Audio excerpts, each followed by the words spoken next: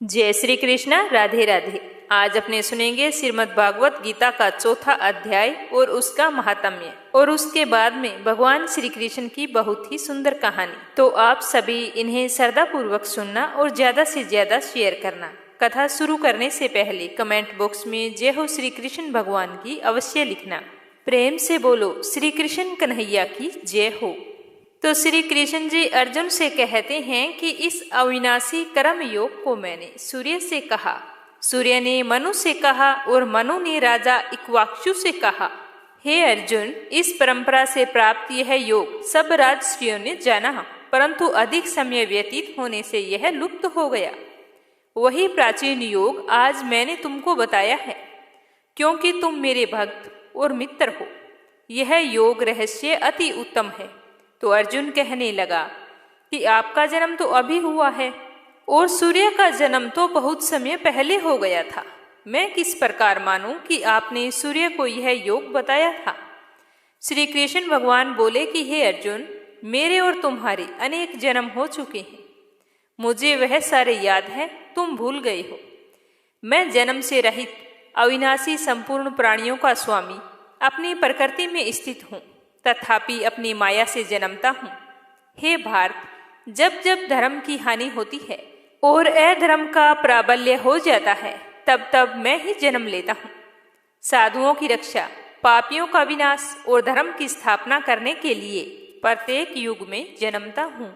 जो मेरे इस अलौकिक जन्म और कर्म का तत्व जानता है, वह मृत्यु होने पर फिर जन्म नहीं लेता और मुझ में ही लीन हो जाता है।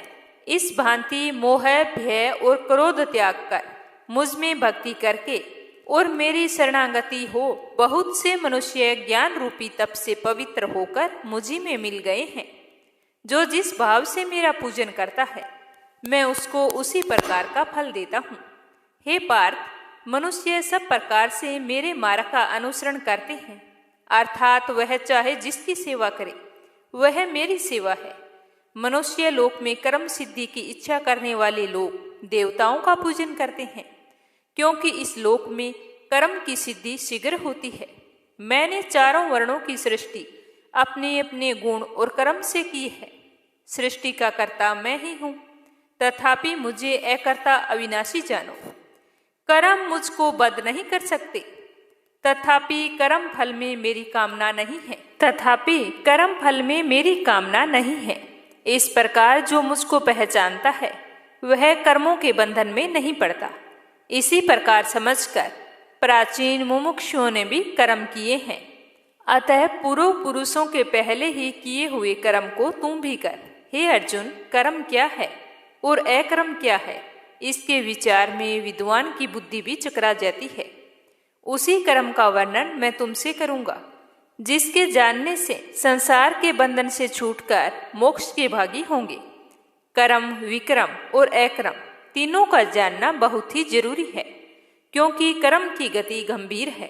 जो कर्म में अकर्म और अकर्म में कर्म देखता है, वही पुरुष बुद्धिमान है, वही योगी और समस्त कार्यों का करने वाला है। हे अर्जुन, कर्म करने की कोई कामना नहीं रखता, और जिस समस्त कर्म ज्ञान रूप अग्नि से भस्म हो गए हैं, उसी को पंडित कहते हैं। जो कर्म फल की आशा को छोड़कर करता है और उसमें आसक्ति भी नहीं रखता है और सदा ही संतुष्ट रहता है, ऐसा मनुष्य कर्मों में घिरा रहने पर भी मानो कुछ नहीं कहता है। जो सब कामनाओं को त्याग मन और आत्मा को वश में कर और संसारिक जगड़ों से छूटकर केवल शरीर से कर्म बंधन से संतापित, जो हर्ष, शोक आदि द्वंद्वों से मुक्त है तथा किसी से भी ईर्ष्या नहीं करता, कर्म की सिद्धियां असिद्धि में भेद नहीं समझता, वह कर्म करता हुआ भी उसमें नहीं बंधता। जो फल की इच्छा नहीं रखता, वासना से दूर हो गया है, ज्ञान में जिसका मन अचल है, जो यज्ञ के कर्म करे उसके सब कर्म लुप्त हो जाते हैं। हवन करने का पदार्थ भी ब्रह्मा है, आहुति देने वाला भी ब्रह्मा है। इस प्रकार जिस बुद्धि में सब कर्म ज्ञान में है, उसको ब्रह्मा प्राप्त होता है।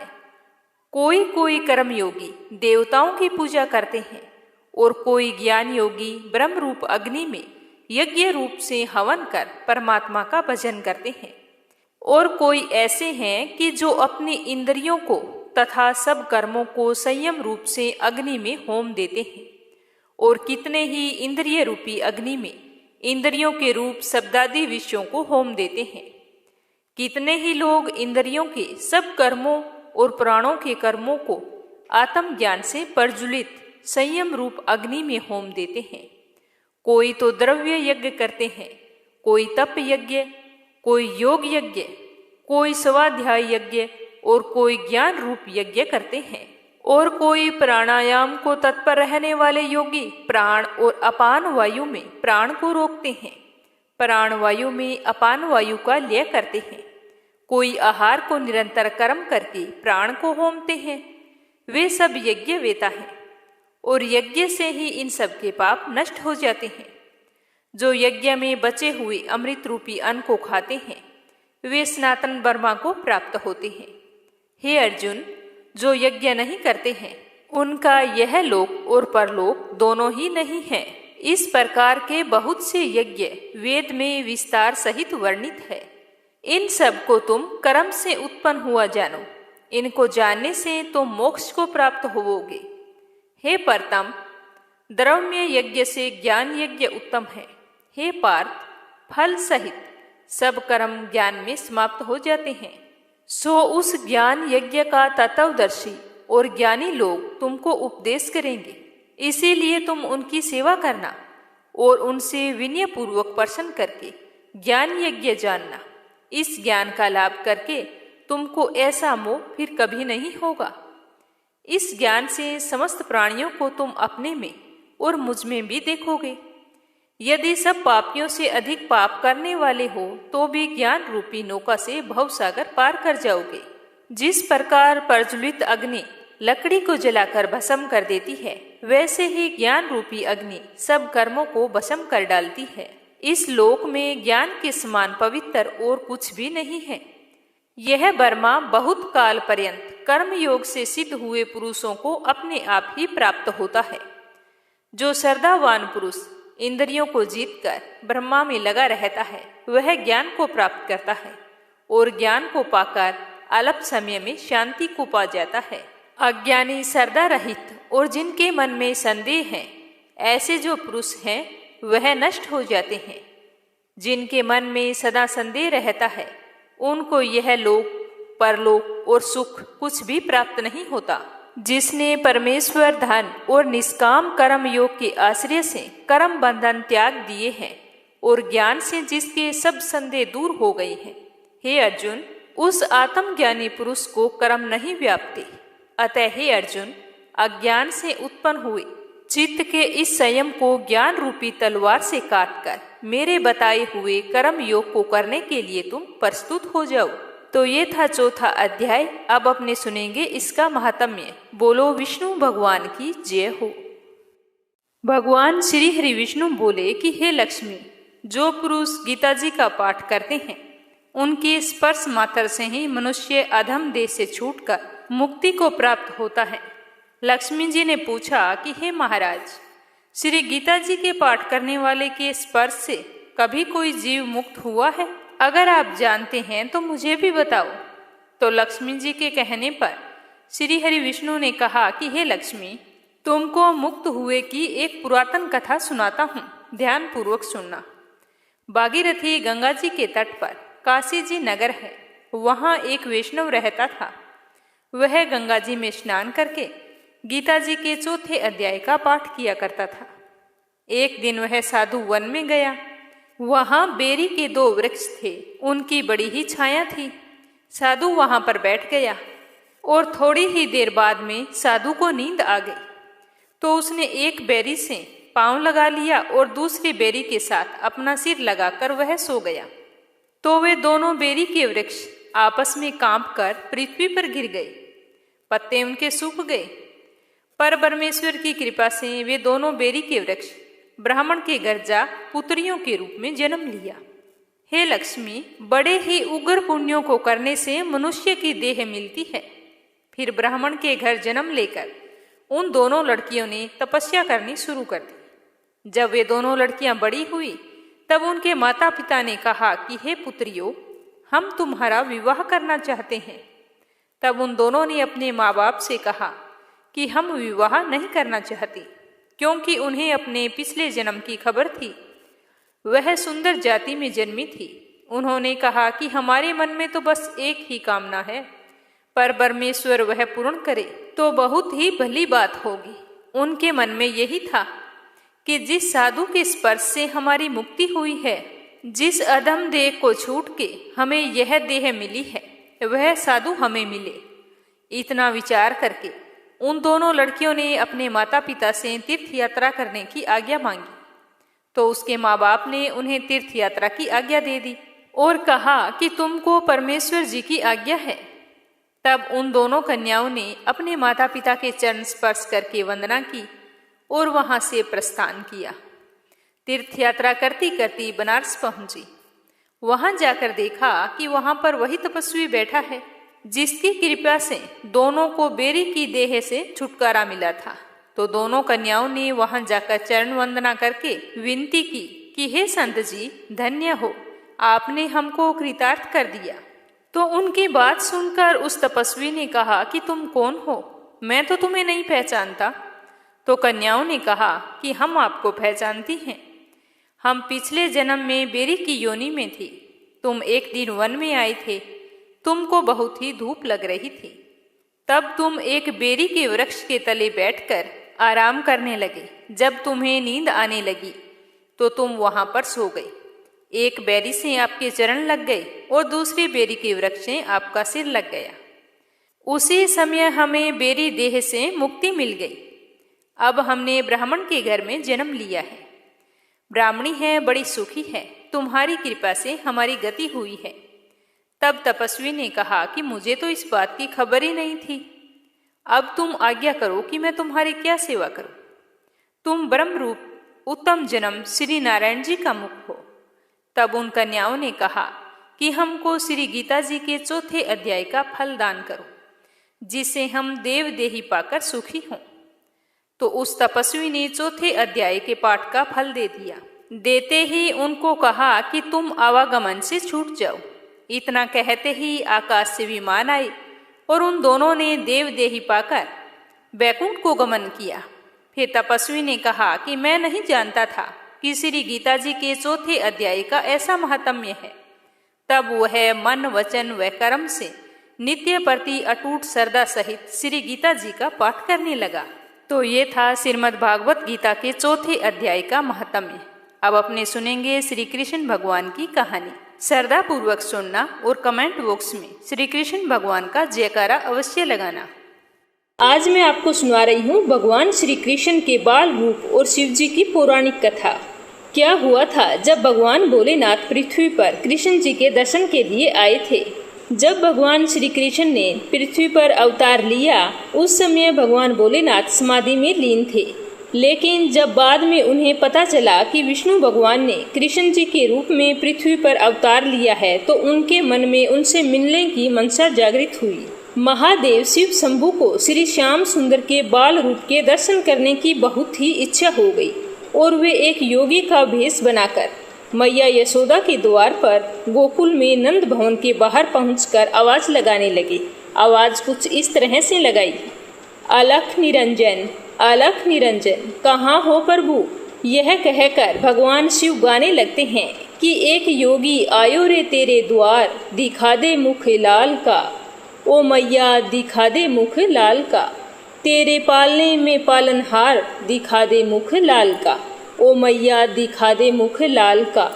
लिए अखियों में प्यास, योगी करे अरदास, ओ मैया दिखा दे मुख लाल का। मैया ऐसो संजोग ना टाल, दिखा दे मुख लाल का, ओ मैया दिखा दे मुख लाल का, तेरे भरे रहेंगे भंडार, दिखा दे मुख लाल का, ओ मैया दिखा दे मुख लाल का। मैया यशोदा उस समय श्री श्याम सुंदर जी को नहला धुलाकर उनका श्रृंगार करने में व्यस्त थी और बाहर खड़े योगी की आवाज को सुन नहीं पाई। योगी भेषधारी शिव भोले ने फिर से आवाज लगाई, लेकिन फिर भी अंदर से कोई जवाब नहीं आया। तभी वहां से एक वृक्ष की वृद्धा गोपी गुजर रही थी उसने उस योगी को प्रतीक्षा करते हुए देखा तो उनके पास गई और पूछने लगे कि बाबा आप किसे बुला रहे हो। तो गोपी की बात सुनकर योगी का भेष धारे भोलेनाथ ने कहा कि गृह स्वामिनी को पुकार रहा हूँ माई। तो गोपी ने कहा कि किस लिए पुकार रहे हो, क्या आपको भिक्षा चाहिए? तो योगी ने कहा हाँ माई। तो गोपी ने कहा कि यहाँ पर तो कोई दिखाई नहीं दे रहा, चलो तुम मेरे घर चलो, वहाँ पर तुम्हें भिक्षा मिल जाएगी, मैं तुम्हें भिक्षा दूंगी। तो योगी बोला कि तुम माई? तो गोपी ने कहा हाँ मैं दूंगी, क्यों? अन्न धन वस्त्र जो तुम मांगोगे मैं वही दूंगी। तो योगी ने कहा नहीं माई, मेरा भी एक नियम है कि मैं एक दिन में एक ही द्वार पर जाकर अलख जगाता हूँ, और यदि उस द्वार से कुछ मिल जाए तो अच्छा है, अन्यथा मैं उस दिन किसी दूसरे के द्वार पर नहीं जाता हूँ। तो बाबा की यह बात सुनकर गोपी को बहुत चिंता हुई। उसने कहा कि हे भगवान, तो फिर तो भूखे ही रहोगे? तो योगी ने कहा कि हाँ माई, भूखा ही रहूँगा, जैसी प्रभु की इच्छा है वैसा ही होगा। तो गोपी ने कहा कि नहीं नहीं बाबा, हमारे गांव से कोई भी साधु भूखा चला जाए तो यह सारे गोकुल के लिए लज्जा की बात होती है। बाबा तुम यहीं पर ठहरो, मैं अंदर जाकर देखती हूँ कि यशोदा रानी कहाँ है। ऐसा कहकर वह वृद्धा गोपीनंद भवन के अंदर गई। अंदर जाकर देखती है कि मैया यशोदा तो श्याम सुंदर का श्रृंगार कर रही थी और साथ ही उन्हें लोरी गाकर सुला रही थी। और इधर बाहर खड़े योगी वेशधारी भगवान शंकर ने मन ही मन कहा कि प्रभु दर्शन किए बगैर तो मैं आज नहीं जाऊंगा। तो गोपी ने अंदर जाकर मैया यशोदा से कहा कि ओ यशोदा रानी, क्या कर रही हो? देखो बाहर कोई बाबा आया है भिक्षा के लिए। तो गोपी की आवाज सुनकर मैया यशोदा ने कहा कि आओ काकी, क्या बात है? तो गोपी बोली कि यशोदा रानी, तेरे द्वार पर एक योगी कब से भिक्षा के लिए खड़ा है, तूने उसकी आवाज नहीं सुनी? तो यशोदा मैया बोली नहीं, मैंने तो नहीं सुनी, मैं तो मेरे बाल गोपाल को सुला रही हूँ। तो गोपी बोली कि जल्दी करो, जल्दी से उसको भिक्षा दे दो, मुझे तो लगता है वह बहुत ही बड़ा महात्मा है, लल्ला को बाद में सुला देना। तो मैया यशोदा बोली कि अच्छा ये बात है, तुम्हें कैसे पता कि ये बहुत बड़ा महात्मा है? तो गोपी ने कहा कि ऐसा योगी मैंने कभी नहीं देखा, उसके मुख पर तो आंख टिकती ही नहीं है। तो यह सुनकर यशोदा मैया बोली कि वो क्यों? तो गोपी बोली अरे उसका तेज इतना है कि उसके ललाट पर जैसे सूर्य का तेज होता है, और देखो कितना कड़ा नियम है उसका, जिस द्वार पर भिक्षा के लिए खड़ा हो बस वहीं से भिक्षा लेकर लौट जाता है, अगर वहां से भिक्षा ना मिले तो वह भूखा ही चला जाता है। तो गोपी की यह बात सुनकर मैया यशोदा ने कहा कि काकी, आटा चावल दाल गुड़ घी ये सब कुछ ले लिया है, 2-4 दिन के लिए काफ़ी होगा, चलो देकर आते हैं। तो गोपी बोली कि अरे दक्षिणा के लिए कुछ दान भी तो ले ले, बड़े दिव्य मूर्ति हैं, उसे पसंद कर ले, आशीर्वाद पाएगी, तेरा लल्ला सुख पाएगा। तो मैया यशोदा बोली कि ओह काकी, मैं तो दक्षिणा लानी भूल ही गई, चलो मैं अभी लेकर आती हूँ। तो मैया यशोदा संदूक में से धन और एक मोती की माला निकालते हुए कहती है कि काकी, बड़ी दिव्य आत्मा है ना, तो ये लो, बहुमूल्य मोती की माला ही दे देती हूँ। वो दोनों इस तरह से बातें कर रही थी और इधर बाहर खड़े शंभू मन ही मन श्याम सुंदर से बातें कर रहे थे और कह रहे थे कि प्रभु दर्शन देने में इतना संकोच क्यों है, मैं तुम्हारे द्वार पर दर्शन के लिए आया हूँ। तो श्याम सुंदर ने उनके अंतर्मन में कहा कि धन्य भाग जो आप स्वयं अपने सेवक के घर पधारे, सेवक का प्रणाम स्वीकार करें। तो यह सुनकर शिव शंभू ने कहा कि कौन है सेवक और कौन है प्रभु, ये निर्णय लेने का समय नहीं है, आप तो हमें अपना भक्त जानकर अपने बाल रूप के दर्शन करा दीजिए, बस हम तो आपके दर्शन करने के लिए आए हैं। तो श्याम सुंदर ने फिर से कहा, बाल रूप तो इस समय मैया यशोदा के पास गिरवी रखा है, उन्हीं से मांगना पड़ेगा। इतने में वहाँ पर मैया यशोदा आ जाती है। मैया यशोदा श्याम सुंदर को पालने में सुलाकर दक्षिणा की थाल लेकर और वृद्ध गोपी के साथ नंद भवन से बाहर आती है, जहाँ योगी वेश में शिव शंभू प्रतीक्षा कर रहे थे। मैया यशोदा योगी रूप शिव शंभू को प्रणाम करते हुए कहने लगी कि विलंब के लिए क्षमा करना बाबा, मैं अपने लल्ला का श्रृंगार कर रही थी। तो यह सुनकर शिव शंभू बोले कि धन्य हो तुम मैया, जिसने ऐसे दिव्य बालक की सेवा का सौभाग्य प्राप्त हुआ है। माता, मुझे भी उस परम दिव्य शिशु के दर्शन करवा दीजिए। तो मैया यशोदा बोली कि क्षमा करना बाबा, अभी अभी नहलाया है, इस समय मैं उसे बाहर नहीं ला सकती, ठंडी हवा लग जाएगी। तो शिव शंभू बोले कि मैया, हवाओं का चलना ना चलना जिसके संकल्प मात्र पर निर्भर है, उसके लिए व्यर्थ की शंका मत करो, उसे एक बार मेरे पास लेकर आओ। मैं उसके दर्शन की लालसा से ही तेरे द्वार पर आया हूँ। तो मैया यशोदा बोली कि नहीं योगी बाबा, मैं उसे बाहर नहीं ला सकती, आप ये भिक्षा ग्रहण कीजिए और मुझे क्षमा कीजिए। योगी वेशधारी शिव शंभू भिक्षा की उस थाल को देखकर इस प्रकार मैया यशोदा से कहने लगे कि मैया, ये मोती मानक धन मेरे लिए पत्थर के टुकड़े हैं, मेरे किस काम के, मुझे इनका लोभ नहीं है। चाहो तो ऐसे हीरे मोती माणक मुझसे ले लो, पर मुझे तेरे लल्ला के दर्शन करवा दो, हमारे लिए तो वही भिक्षा है। फिर योगी वेशधारी भगवान शंकर ने अपने कमंडल से हीरे मोती निकालकर मैया यशोदा की भिक्षा की थाल में रख दिए, जिसे देखकर मैया यशोदा आश्चर्यचकित होकर चिंतित होकर उस वृद्ध गोपी से कहने लगी कि काकी, ये कोई असली साधु नहीं है, ये तो मायावी है। तो गोपी तो चुपचाप खड़ी थी, यशोदा मैया का करुण चेहरा देख रही थी। तो बाद में मैया यशोदा अपनी आंखों में आंसू भरकर योगी वेशधारी शिव शंभू से कहने लगी कि देखो योगी बाबा, तुम जैसे कई मायावी इससे पहले भी आ चुके हैं, इस प्रकार की चिकनी चुपड़ी बातें करते हैं। तेरा लाल तो बड़ा दिव्य बालक है, उसका दर्शन करा दे, उसे मेरी गोद में दे दे, और फिर सब मेरे लल्ला को मारने की कोशिश करते हैं। मेरे लल्ला ने आप लोगों का क्या बिगाड़ा है जो आप उसके शत्रु बन गए हैं। ऐसा बोलते बोलते मैया यशोदा को गुस्सा आ गया और उन्होंने अपने कड़े शब्दों में कहा कि भिक्षा लेनी है तो लीजिए, अन्यथा अपने स्थान को पधारिए, मैं अपने लल्ला को बाहर नहीं लाऊंगी।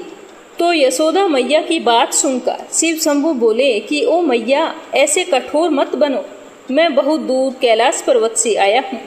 तो मैया को फिर से गुस्सा आ गया। वो बोली कि कैलाश में थे तो वहीं पर भगवान शिव के दर्शन कर लेते, यहाँ पर आपका क्या काम है। तो यह सुनकर शिव शंभू बोले कि भोली मैया, भगवान के साक्षात दर्शन करना तो कोई कठिन कार्य नहीं है, परंतु उनके बाल स्वरूप के दर्शन करना अत्यंत ही दुर्लभ है। उसी की लालसा से मैं तेरे द्वार पर आया हूँ। कई युगों के पश्चात ऐसे दर्शन करने को मिलते हैं। लेकिन मैया यशोदा तो कहने लगी कि नहीं नहीं बाबा, मुझे क्षमा कर दो, मैं मेरे लल्ला को बाहर नहीं लाऊंगी। मेरे पति की आज्ञा है कि किसी अनजान व्यक्ति के सामने अपने लल्ला को मत लेके जाना। मैया यशोदा इस प्रकार अपने फैसले पर अडिग रही। इस तरह गुस्से में यशोदा मैया को देखकर भगवान शिव ने सोचा कि किस तरह भगवान श्री कृष्ण के बाल स्वरूप के दर्शन करो। तभी मैया यशोदा को इस प्रकार अपने फैसले पर अडिग देखकर भगवान श्याम सुंदर ने श्री योग माया को पूर्णमासी बुआ, जो कि स्वयं भगवती योग माया है, भगवान के जन्म से पूर्व गोकुल में आ गई थी, उनको वहां पर भेज दिया जहां पर भोलेनाथ और यशोदा मैया वाद विवाद कर रहे थे। पूर्णमासी बुआ वहां पर आते ही बोली कि यह अनजान व्यक्ति नहीं है यशोदा रानी, ये अनजान व्यक्ति नहीं है, मैं इन्हें अच्छी प्रकार से जानती हूँ। मैंने कहा था ना कि गोकुल में आने से पहले हम काशी में रहते थे, इन्हीं के दर्शन किए थे मैंने। ये सचमुच परम दिव्य शक्ति हैं, शक्तिपति हैं ये। ऐसा बोलते बोलते पूर्णमासी बुआ की आंखों में आंसू बह चले और भगवान शिव के चरणों में उन्होंने अपना शीश रख दिया और प्रणाम करने लगी। और फिर वहां से उठकर मैया यशोदा से कहती है कि यशोदा, इन्हें लल्ला के दर्शन करवा दो। यशोदा रानी, मेरा कहना मानो, इन्हें लल्ला के दर्शन करवा दो। इनका आशीर्वाद पाकर तेरा लल्ला भी बड़ा प्रसन्न हो जाएगा। तो यह सब सुनकर यशोदा मैया विस्मृत सी मुद्रा में पूर्णमासी बुआ से बोली कि बुआ, क्या तुम सच कह रही हो? क्या तुम सच में इन्हें जानती हो? तो पूर्णमासी बुआ कहने लगी कि हाँ रे यशोदा रानी, मैं इन्हें भली भांति जानती हूँ। अरे ये तो तेरा सौभाग्य है जो तेरे लल्ला का प्रेम इन्हें तेरे द्वार पर ले आया है। तो पूर्णमासी बुआ की बात सुनकर मैया यशोदा ने कहा कि काकी, इनकी वेशभूषा तो देखिए, लंबी लंबी जटा और बदन में भभूत, गले में सर्पों की माला लगाए हुए। लल्ला तो इन्हें देखकर वैसे ही डर जाएगी। ना बाबा ना, मैं तो लल्ला को बाहर नहीं लाऊंगी। बेचारी भोली भाली मैया को क्या पता कि उनके द्वार पर स्वयं भगवान सदाशिव पधारे हैं। तो पूर्णमासी बुआ बोली कि मैया यशोदा, ऐसी कोई बात नहीं है। इनके दर्शन मात्र से ही समस्त भय का नाश हो जाता है, समस्त बाधाएं दूर हो जाती है। तुम मुझ पर विश्वास करो, मैं तुमसे कभी भी झूठ नहीं बोलूंगी। तो इस तरह का वार्तालाप देखकर वहां पर खड़ी वृद्धा गोपी ने बुआ का समर्थन करते हुए कहा कि हाँ रे यशोदा रानी, ये पूर्णमासी बुआ कभी झूठ नहीं बोलती है। यशोदा रानी, तुम्हें याद है जब वो पहले गोकुल में आई थी, तब इसी ने तुझे आशीर्वाद दिया था ना कि तुम्हें लल्ला होगा। उस समय तुम सब आशा छोड़ चुके थे। ये सदा सच कहती है, सो इनकी बात मान ले बेटी, ये झूठ नहीं बोल रही है। जा बेटी, लल्ला को ले आ। तो उन दोनों की बात सुनकर मैया यशोदा बोली कि मैं लल्ला को तो ले आऊंगी, पर इनके हाथों में नहीं दूंगी। तो पूर्णमासी बुआ बोली कि अच्छा लल्ला को ले तो आ, ये दूर से ही आशीर्वाद दे देंगे। अब जा, जल्दी जा और लल्ला को लेकर आ। तो उन दोनों की बात सुनकर यशोदा मैया नंद भवन के अंदर जाती है श्याम सुंदर को लाने के लिए, और अंदर जाकर श्याम सुंदर को अपनी गोदी में उठाकर इस प्रकार कहती है कि अरे ओ लल्ला, चल कोई तेरे दर्शन के लिए आए हैं, चल तेरे दर्शन करवाती हूँ। मैया यशोदा श्याम सुंदर को बाहर ले आती है, जिसे देखकर योगी वेशधारी शिव शंभु प्रेम से गदगद हो उठते हैं। श्याम सुंदर के बाल रूप को टकटकी लगाए निहारने लगते हैं, जैसे पूर्णिमा की रात को चकोर चांद टकटकी लगाए निहारता रहता है। मैया यशोदा कहती है कि ये लो योगी बाबा, लल्ला को देख लो और आशीर्वाद दे दो।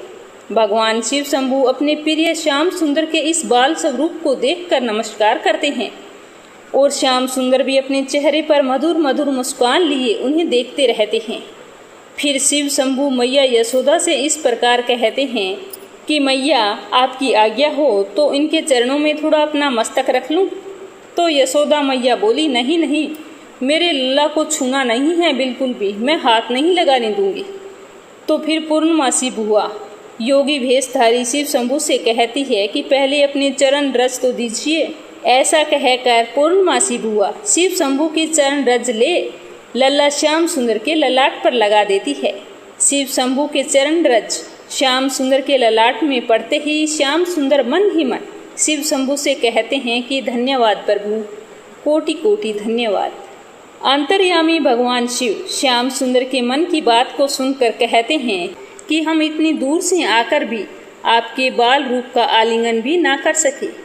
जिन श्री चरणों से निकली पवित्र गंगा को हम अपने शीश में धारण करते हैं, उन श्री चरणों को एक बार छू लेने दीजिए प्रभु। और फिर भगवान शिव अपने ही शरीर के एक अदृश्य प्रतिबिंब से श्री श्याम सुंदर के चरणों का स्पर्श करते हैं और उनकी स्तुति पुरुष सूक्त से करते हैं, जो कि भगवान श्याम सुंदर को अति प्रिय है। और उसके बाद योगी भेषधारी शिव शंभु मैया यशोदा से झूम झूम के नाच नाच के कहने लगते हैं कि युग युग जिए तेरो लल्ला, ओ मैया युग युग जिए तेरो लल्ला। मेरे नैना भय निहाल निरख मुख लाल का, प्यासी अखियाँ हुई निहाल निरख मुख लाल का। तो मुस्कुराते हुए यशोदा मैया कहती है कि योगी बाबा अपनी भिक्षा तो लेते जाइए। तो महादेव शिव शंभु ने फिर से झूमते हुए गाते हुए कहा कि रख ले हीरे मोती तेरे, ये पत्थर किस काम के मेरे। योगी हो गया माला माल निरख मुख लाल का, मैं तो हो गया माला माल निरख मुख लाल का। ऐसा कहते ही योगी भेषधारी शिव शंभु वहाँ से अंतर्ध्यान हो जाते हैं। ऐसा अनुपम दृश्य देखकर स्वर्ग लोक के समस्त देवी देवता बहुत ही प्रसन्न होते हैं और फूलों की वर्षा करने लगते हैं। तो आज की कथा आपको कैसी लगी कमेंट बॉक्स में जरूर बताना।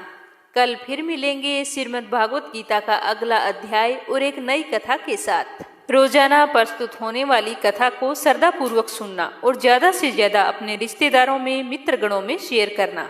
कल फिर मिलेंगे, तब तक के लिए जय श्री कृष्णा, राधे राधे।